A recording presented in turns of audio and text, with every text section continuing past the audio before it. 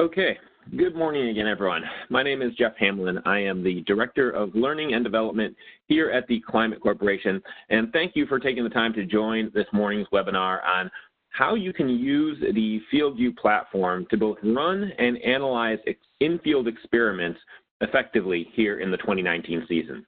So this is a new webinar. I haven't done this one before, but I think it's probably one of the most important topics that I can really talk to you about, because this is where I think the most value comes out of the FieldView platform. We can provide a whole bunch of pretty pictures of your fields and your planting maps and your harvest maps, but what we really need is to get numeric answers to what is working and what's not in our fields, so we can carry the good practices forward, leave the bad ones behind, and really become better at what we do in the field. I'm going to go through a few different slides here early, and then I'm just going to spend actually a lot of time in the FieldView app showing you real experiments that farmers have run using the FieldView platform and how they learned from those, and were able to take that information forward and make their operation better. So we're going to get into that in just a second, but before I do, just a couple of notes. Number one, I have gone ahead and muted all the phone lines here of the people that have called in on the webinar to keep the background noise down. But as always, the most important thing I can do on these webinars is answer your questions. So if you do have questions, please do go ahead and submit those via either the chat or the question and answer functionality on the right-hand side of your page, and I'll make sure I get to those questions either as we go or once we wrap things up at the end. I think that is probably it. So let's go ahead and jump in here. So the first thing I want to say here is there's this quote out there about the definition of insanity being doing the same thing over and over again and expecting different results. And this is purportedly have been said by Albert Einstein. I don't think that's actually true, but that's who people attribute it to. But farming is certainly no different. If we don't try something new, try a new fungicide, try a different planting population, try a different closing wheel setting on the planter, try a different downforce setting. If we don't try new things as we go through the field, and we just do the same thing we did last year and the year before that, we're obviously never going to get better at what we do in the field. And so what we really have is a situation where the entire farm should be a test plot. We should be trying things, doing a half rate of this, doing a full rate of this, leaving a check strip here and there, doing things differently throughout the field so that when it comes to harvest, we have information available to help us figure out what practices are working and leading to a positive return on investment, and which practices aren't helping us. And this has traditionally been very hard for most farmers to do, just because they didn't have the right tools available in order to put those either put those experiments in the field, or even if they could get them in, analyze the results of those experiments at harvest. And that is really where the Climate FieldView platform shines. We can really help you put experiments in, understand the results, and really get to some numbers that have been difficult to get to in the past. So I'm going to spend the next maybe 30 minutes here showing you different experiments that have been run in the field by other farmers. And what I really want to do here is just get you thinking down the path of, hey, what is it that I want to learn about on my farm this year? Maybe some of the things I show you are exactly what you want to learn, or maybe they'll start you thinking about how you could design a specific experiment in your field to answer a question that you've always had. So that said, let me just go ahead and I'm going to jump in here. I'm going to get my iPad open and see if I can get the iPad to display on the screen here. And we will go from there. And again, any questions really about anything FieldView related, please feel free to chat those in. But let me try sharing my iPad, and you should all be able to see it here now. I hope you can all see my screen there. So as mentioned, I'm just going to go through some real experiments that have been run in the field using our platform. And let's start with one that was done by a farmer up in Janesville, Wisconsin. This is just southeast of Madison. And if we launch and go into his field, and these are all fields that the farmers have agreed to let me share.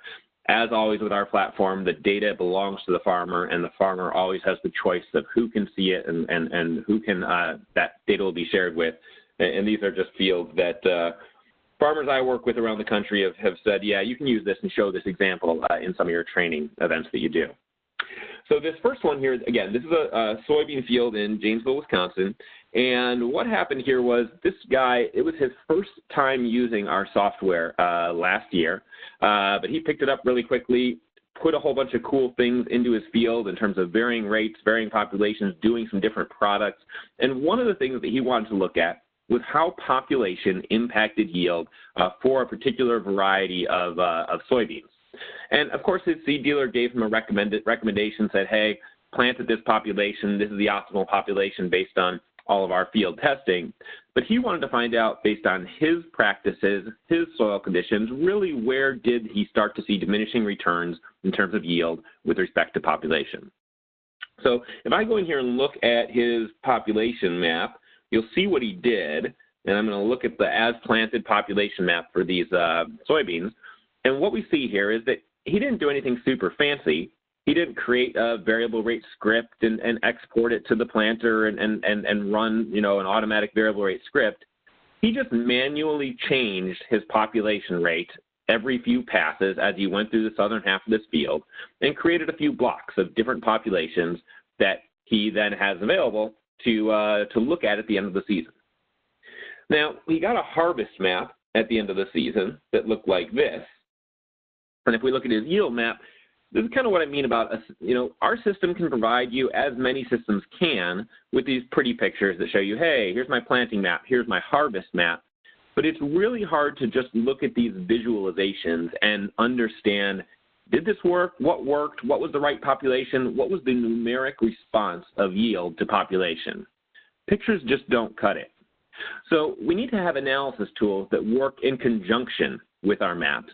And the FieldView platform has some of the easiest analysis tools available in the market today because, number one, your maps are always mobile. You always have them on your phone, on your iPad, wherever you go. And then, in addition, because they're used on an iPad and not a desktop computer, there's not 100 drop-down menus and sub-menus to try and figure out how do I do this analysis. It is as simple as using your finger to draw a shape on the field and say, tell me about yield in this part of the field. And the way this works is I click this little circle button here down at the bottom right of either map, and it's going to say draw any shape on the map with your finger. And when I draw a shape, I say, tell me about yield in this part of the field. It's going to do a subfield yield analysis where it's going to break down my yield by everything it knows about in that box that I drew. And because I've got all my maps in one place, I have my planting maps, I have my harvest maps, I have my as-applied maps, I have my soil type maps. It just is able to give me insights into what truly was driving yield in this field and how was yield impacted by a number of different variables. So what we'll see here in this subfield report that I just pulled up is it tells me, hey, you circled 49.7 acres. The average moisture of the crop at harvest was 14.1%, and the average yield in that box was 72 bushels an acre. Now, the next thing it's going to do is it's going to break down my yield by variety. Well, I only had one variety in this field, so it's a pretty simple breakdown. The one variety in that field, this particular as-grow variety, made 72 bushel beans. Now it's going to give me some of my breakdown by soil type. So every field in the United States, we have the government soil data. It's called SERGO, and different soil zones that exist in those fields, we can break down yield by soil zone. Now, this soil data is government data, and it is not always 100% correct. It should be indicative of the different soil types in your field and approximately where they exist. So take this data with a grain of salt, but it will show that, hey, we did have some variability in yield based on the soil type that we planted into. Now, the last thing is really what we wanted to get to. So we wanted to get that yield by population, and that breakdown is just waiting for us automatically by us drawing a circle around it here on the map. And so what did that do for us? Well, let's take a look at it and read through it. So here's my yield by population report, and you'll see that what it tells us is that when he planted at 165,000 seeds an acre, he made 72 bushel beans. 155,000 seeds an acre, 73. 145, he made 71. 135, he made 71. 125,000, he made 73. 115,000, he made 72. 105,000 seeds an acre, 72. 95,000 seeds an acre, 71. And when he planted at 85,000 seeds an acre, he made 73 bushels beans per acre. So what did this farmer learn through this population experiment that he ran? What he learned is that pushing populations in this variety based on his soil conditions, his farming practices, he sees no benefit to yield. Whether he planted 85,000 seeds an acre or whether he planted all the way up to 165,000 seeds an acre, the result is the same. He got 72 bushel beans. So what does that mean? What can we take from this going forward? Well, I talked to him a couple of weeks back, and he said, well, I'm definitely not going to push populations in these beans until I figure out what that limiting factor is in this field. So in the short term, he's going to save money on seed cost. He's not going to be spending as much on seed to try and get higher yields. But what he is going to do is going to be able to look at this field and say, something is stopping me from doing any better than 72 bushel beans. Maybe it's pH, maybe it's P, maybe it's K, maybe it's nitrogen, maybe it's organic matter. What he probably needs to do next is get out here, grid soil sample this field, understand the soil characteristics that exist there, and start working on a plan to address whatever the shortcoming is that is preventing him from ever getting anything more than 72 bushel beans. And the cool thing about this stuff is that, he didn't have to do anything special to get this result. As he was going through the field planting, he just made some manual changes to population. He got in the field and he harvested with the combine. And the data was just waiting for him once he harvested it to come in here on the app, draw some circles, and figure out what that population response was. There's nothing special needs to happen here. Just do what you always do. Plant, spray, fertility, harvest, and the data will be waiting for you to analyze at the end of the season. Okay, let me take you through another example. So let me close this one. And I'm going to go over to a wheat field in central Kansas. If I can find the right one here. Here it is. So this is a wheat field in central Kansas where we look at the results from the winter wheat harvest on the 17 winter wheat crop. What we got was what this farmer got was a map that looked like this, where we had good yields, but we had really good yields in one part of the field there. And if we look at it, it almost looks like those good yields are bounded by some straight lines. And Mother Nature doesn't work in a lot of straight lines. So this looks like it was probably something that I did throughout the course of the season that made this part of the field yield better. Now, if I can figure out what it was, well, that might be a practice that I want to carry forward and do more of next year. And because we're using the FieldView platform and every pass through the field is being captured automatically as we do it, we can go ahead and look at our various passes through the field and see if there's something here that correlated with the higher yields in that part of the field. So let's start over here on the right-hand side of the page with our planting maps. And let's look at what varieties we planted in this field. And what we see is that we did plant two varieties. We had Westbred 4721 in the headlands, and we had Grainfield in the rest of the field. But that's not really telling the story of our yield map on the left-hand side of the page. Okay, what about populations? Did we change populations somewhere in this field, and is that the factor? No, again, we have a couple different populations, but nothing that's telling that yield story. What about planting date? Maybe we replanted some of this field, and that's the issue here. And again, we can see here that we did have some different planting dates. We planted the headlands on the 26th. We planted the rest of the field on the 27th of September, but again, not telling the yield story in this part of the field. So what was it? Well, in this case, what had happened is this farmer's chem rep had come to him and said, I've got this growth regulator that we've been seeing some good things happen with in this part of the country, and I think it could do a lot for you. I think it could add a few bushels yield to your field. And as farmers, there are no shortage of people that come to us and say, hey, here's a product that can add 3 bushels yield to your field, and this one can add 5 bushels, and this can add 6 bushels. And if we bought all of those products that people are always trying to tell us we're going to add to our yield, we go broke farming. So we can't buy them all. But some of them probably work. And back to that quote about the definition of insanity is doing the same thing over and over again and hoping for a different result. This is no different.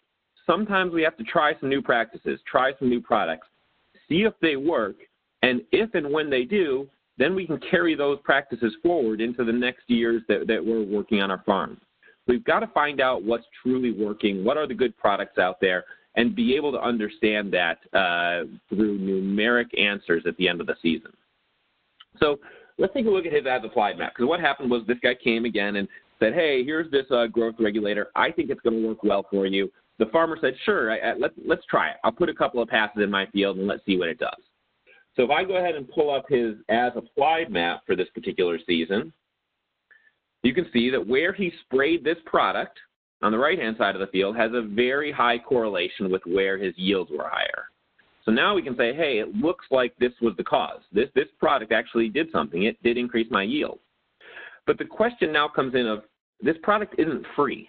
We have to make sure that the yield bump that we got from the product is enough to offset the cost of the product. And so, again, our yield analysis tools make this super easy. You just have to come in here and say, let's draw some circles on this. So, again, I use the field region analysis tool, this draw a circle or draw a shape tool, and I can come in here and say, hey, tell me about yield in this part of the field where I sprayed, and just draw a circle there. And this could tell me, hey, you made 118 bushel wheat was your average yield where you drew that circle. Okay. What was my yield where I didn't spray? Just take some other part of the field and draw a circle. And in that part of the field, we made 84 bushel wheat. So now it's my farm, my data, my practices telling me that I have, if I do the math here, I think that's a 32 bushel yield advantage to using this product. And now I can make an informed decision that, hey, I might want to do more of this next year because I've seen that my farm, my practices, I'm able to get a significant yield bump that is more than paying for the cost of the product. Now, one of the things I want to just talk about here briefly is, how did we get here, and how did FieldView help us make this decision? And what would it have looked like if we didn't have the FieldView platform? So let's take that into consideration. Let's imagine we don't have FieldView at our disposal, and we're going to run this trial in more of a traditional way. So what would happen here? Our chem rep would come to us. He'd say, hey, you should try this product. You make the decision to go ahead and try it. You get in the sprayer, and you put a few of these passes down. You say, I'm going to test it here in the southern part of this field, put a couple passes down of this product, and let's see how it impacts yield at the end of the season.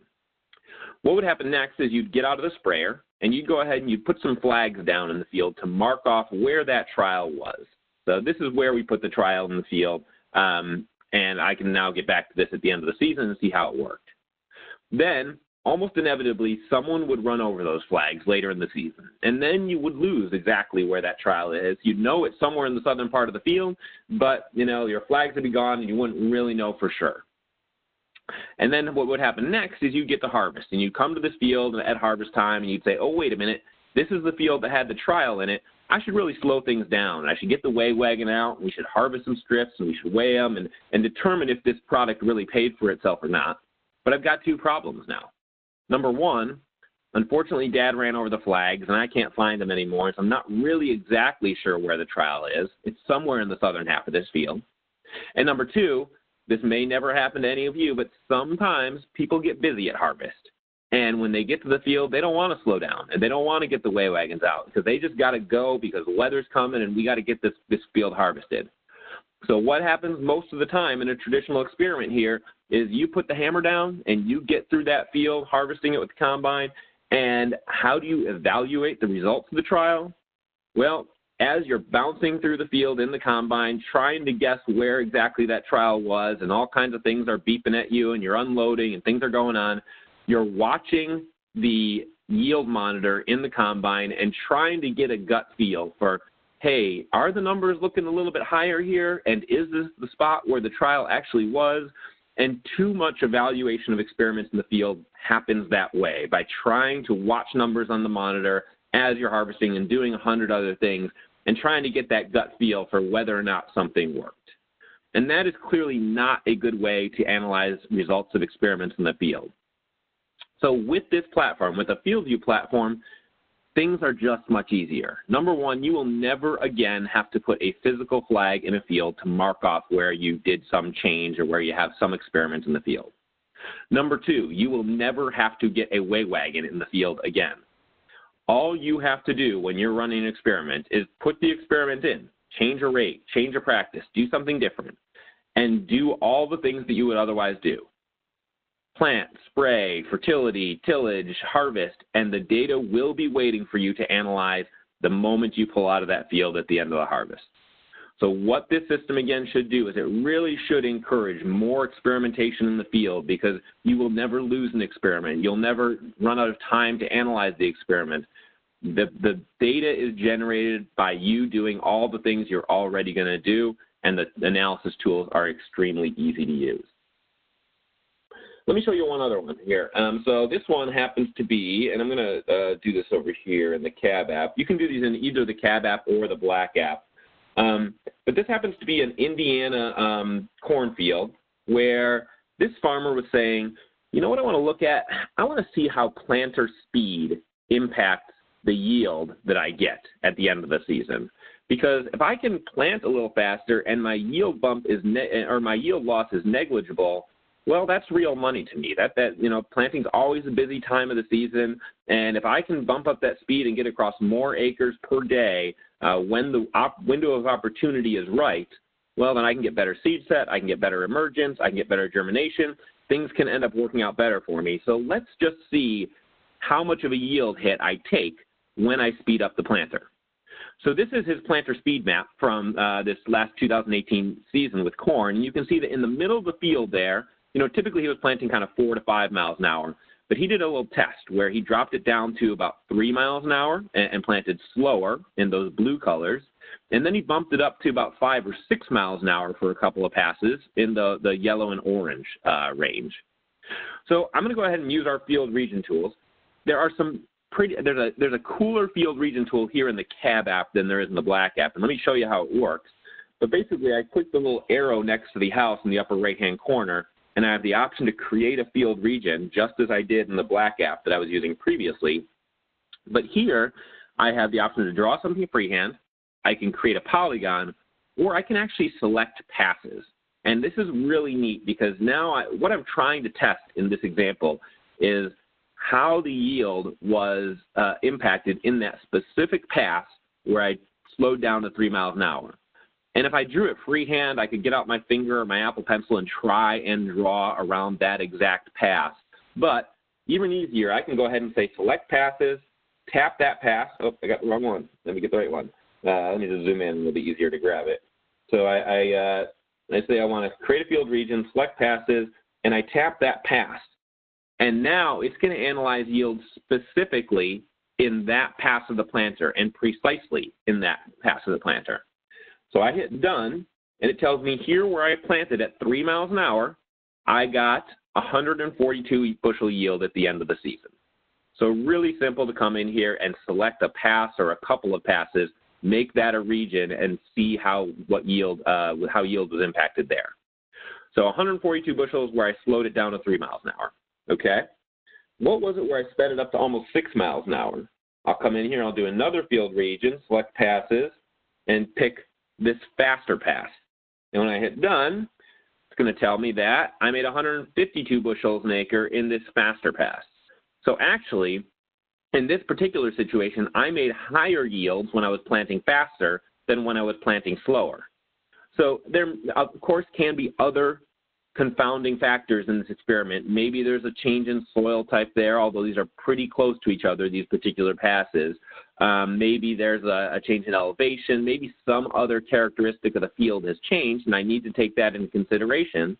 But if I do this experiment in 10 of my fields, where as I go through the middle, I slow down, and then I speed up, and I continually see this result that, hey, I am either not taking a yield hit by speeding up, or I'm actually seeing a positive yield impact for some reason, well, then I can start to build confidence that, you know what, it's okay. Let's go ahead and turn the planter loose, and let's go a little bit faster, because that's going to give us greater opportunity to take advantage of ideal planting windows, and we're just not seeing a negative impact to our yields by bumping up our speeds a bit. So think about how you might design experiments to answer these kind of questions, and this is just another one of those examples. Let me go through one more here in the app, and then I've got a couple of slides, and we'll wrap this up and go ahead and answer questions. And again, if people have questions, please do go ahead and type those in, and I'll make sure I get to them. But one of the other things you might look at is, if I pick one of these fields that has data, let me just go back here to this town line in the middle field. If I'm planting and maybe I want to check, maybe the test that I want to run is how my planter closing wheel settings impact yield, or I want to test how my my downforce settings impact yield, some sort of planter setting that I may not be able to get a map of depending on whether I'm running a 2020 or a drive in the planter. Well, we can still analyze those kind of results as well. And the way I would recommend that you do it is if you make a change that is something that can't be mapped in the FieldView system, as you're going through the field and you're making that change, use our functionality to drop pins to do it. So you say, you just drop a pin somewhere in here and say, here, changed planter or closing wheel settings here.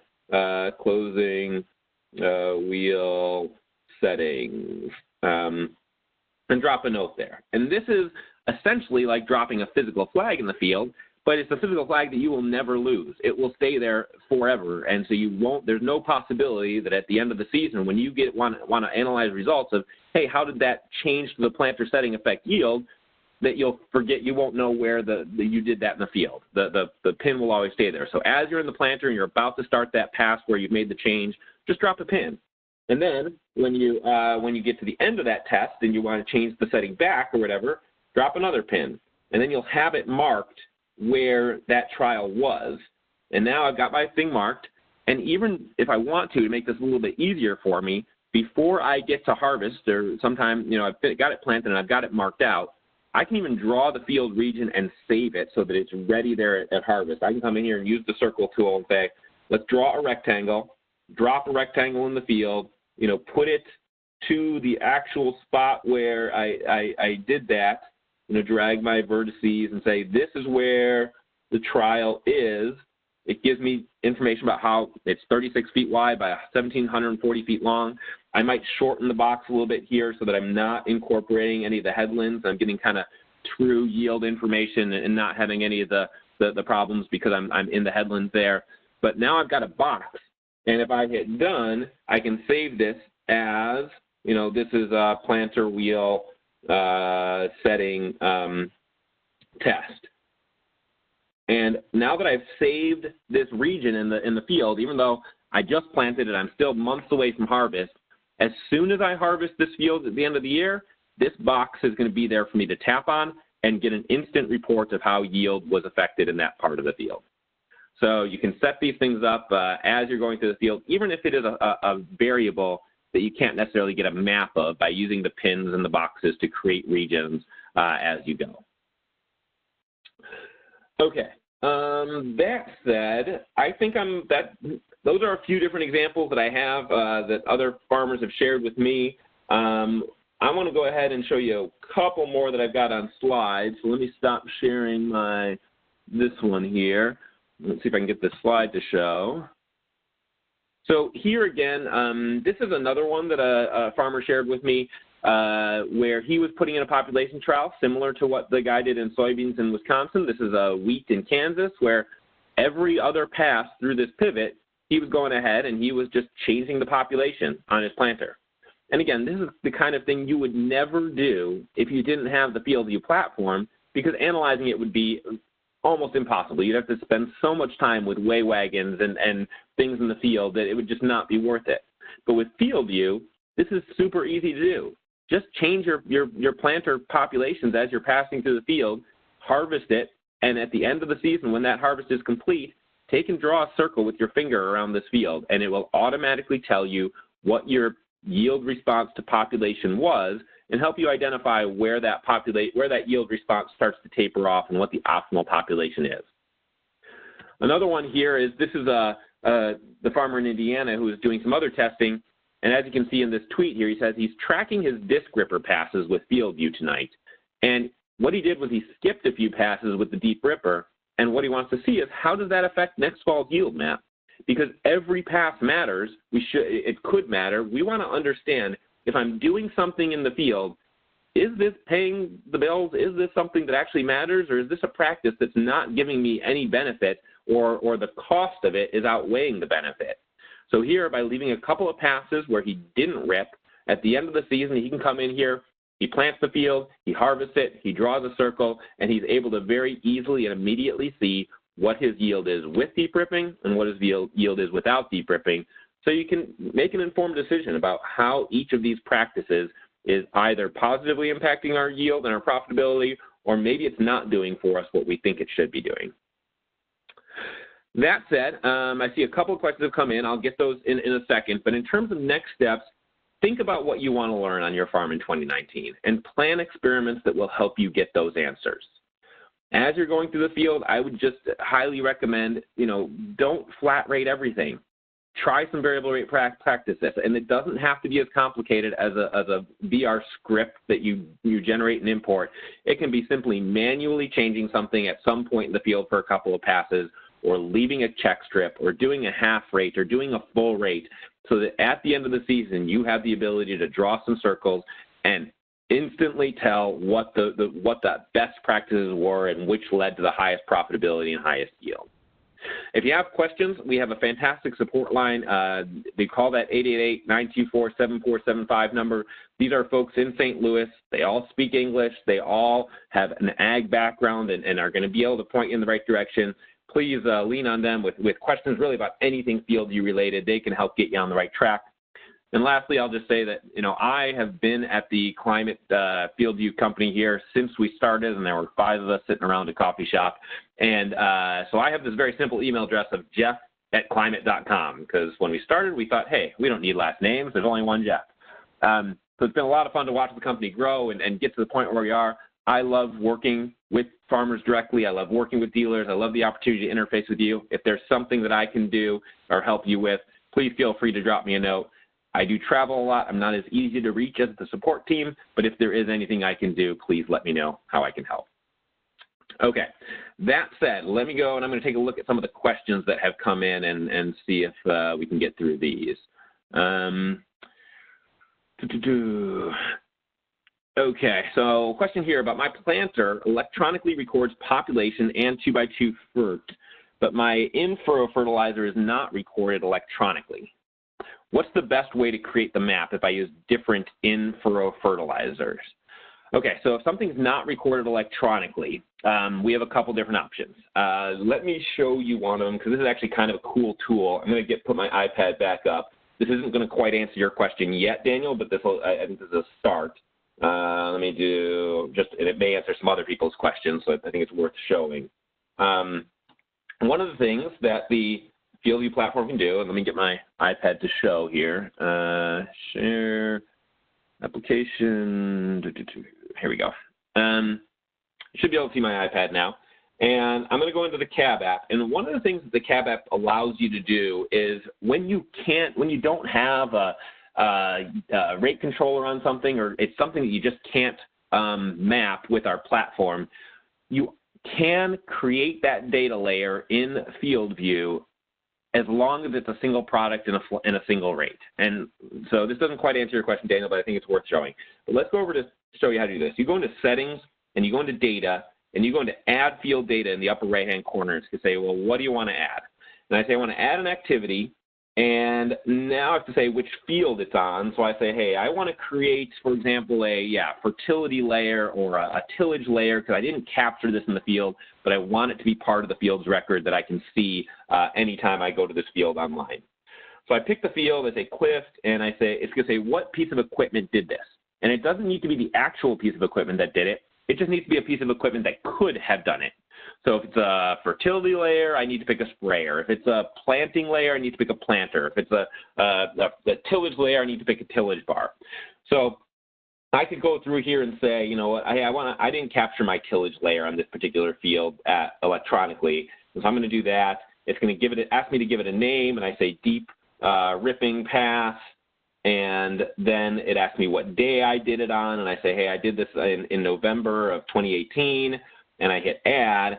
And in a couple of seconds here, it's going to create a pass map here in my account that's going to say, hey, on November 8th of 2018, you did deep ripping in this field, and it's going to take the entire boundary and fill it in with that data layer. So it's part of the record of this field. Again, you can do the same thing for planting, spraying, tilling. You can even do it for harvest as well, create harvest maps where you don't have yield monitors on your combine. That's sort of a little more complicated topic, but there's a lot of cool stuff you can do here. So that said, your question was, what if you're going through the field and you are going to change the rate on that fertility, in-furrow fertility layer that you can't map? Well, this solution is not going to do it because this solution can only do flat rate single product and fill in the whole field. So what I think you would have to do there is you might be able to use our incompatible rate controller product where as you're going through the field, you will just manually enter the rate that the product is going down at. And when you make that change, so basically there's another button on the cab app that says, and since we're not reading a rate controller, there's a button that allows you to enter rates manually. And so you'd say, hey, you'd start out and you'd say, I'm putting it down at 3 gallons an acre. And then when you get to the change point where you're going to put it down at 2 gallons an acre, you just tap that button and manually change it since there's not a rate controller for us to read from.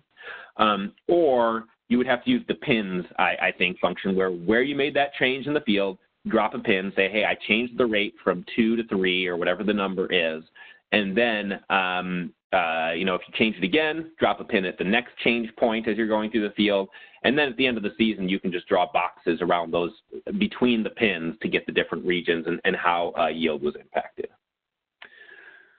Okay, let me stop sharing that, get back to questions here. Here's one that says, if I realize that if speed is changed or down pressure is changed, the monitor is going to keep track for later. But if I forget to change the seed in a field, can I go back and add the correct variety? So, Scott, yes, you can, as long as basically you can say anywhere in our system, if there is a seed variety in a field that is wrong, you can change it to another variety. That you can be done on the web using our Fix-It tools, and either look at the recording of or attend one of my data inbox webinars, and I'll show you how to use the Fix-It tools to fix that problem. What you can't do is, let's say you planted, as you're going through the field, you said, hey, this whole field is DeKalb 5356. But really what happened is halfway through the field, you ran out of seed and you changed to another variety. You can't change half the field. The only thing that our Fix-It tool allows us to do at the moment is say, hey, for an existing seed variety in the field, anywhere where that number is, let's change it to a different number. But it doesn't allow us to split the data and say, hey, draw a line here, and from this point forward, only change the variety. So there are Fix-It tools that allow you to change varieties, but there's a little bit of limitations in that you can only change it all or nothing for any one variety. The next question here from Chris is that can you create a variable rate application map for a sprayer? Yes, I have a webinar, I think on Tuesday of next week, where I will be showing you how to do how to create and push variable rate planting and variable rate application maps from the FieldView platform into your planter or sprayer. So that one is, I think it's Tuesday of next week. Go to climate.com/webinars to see the dates and times of all these webinars. And even if it's a date and time that doesn't work for you, go ahead and register for it, because I will always try to send out recordings of the webinars to everyone that registers, even if they don't attend once the webinar is complete. So try and attend that if you can, and you'll see how to do that, Chris. Yeah, and just it looks like the follow-up is you're specifically looking to create a script that does on-off functionality. That's super easy, Chris. We can create that script and send that to the sprayer.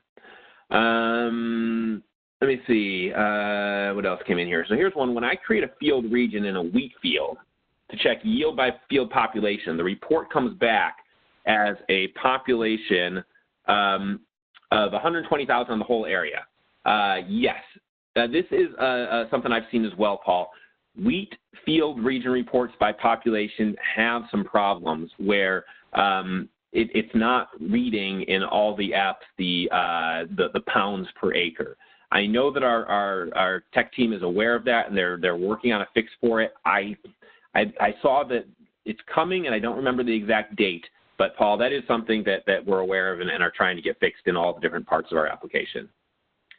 Question about, will this recording be available? Yes, I'm going to send this recording out to everyone who registered for it after the event, assuming that this recording works out. I will try and process it here immediately when we finish up.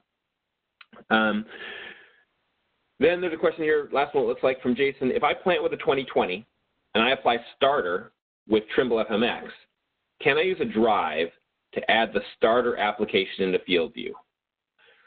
Jason, this is there's a lot of different equipment combinations that exist in the market today, and I know we now do have some support for those Trimble FMX 1000s in some situations, and I'm just not sure off the top of my head whether that works, and if it does, it almost certainly needs an adapter cable with the drive.